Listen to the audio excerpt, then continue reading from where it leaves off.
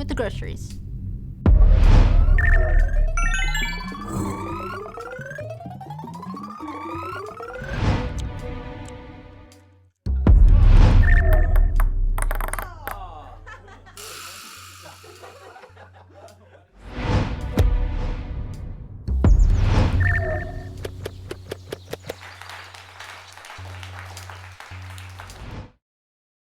Great cinematography, really nice set design and colors.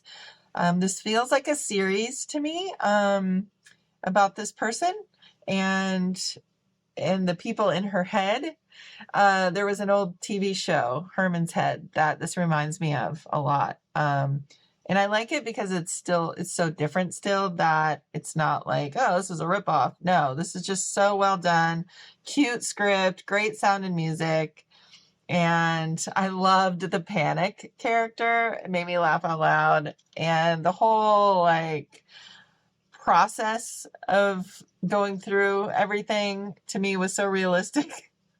It was hilarious what the subject matter was too, with this pill or suppository. And the dread of doing that. Somebody must have experienced this, whoever wrote this. Just a funny idea, because stuff like this really, occurs, but you don't really see what somebody goes through, and then to see it in their head as characters, brilliant. The depiction of this internal dialogue to perform a task, a menial task, but very new, and it involves a lot of emotional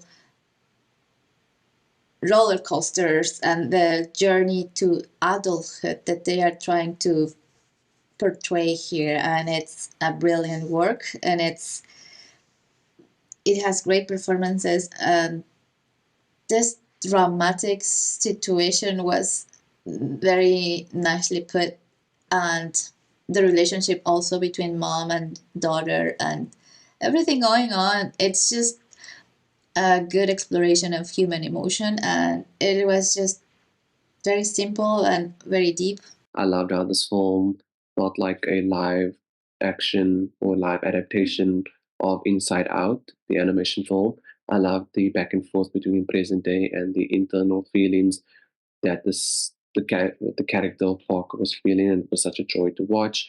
It was a joy to see the various stages of Parker's life, from child to being polite to a feminist, and to end the film on her being the adult version of Parker, which was really entertaining and was very fun. I thought this was so, so, so interesting, and I really, really liked the approach to it.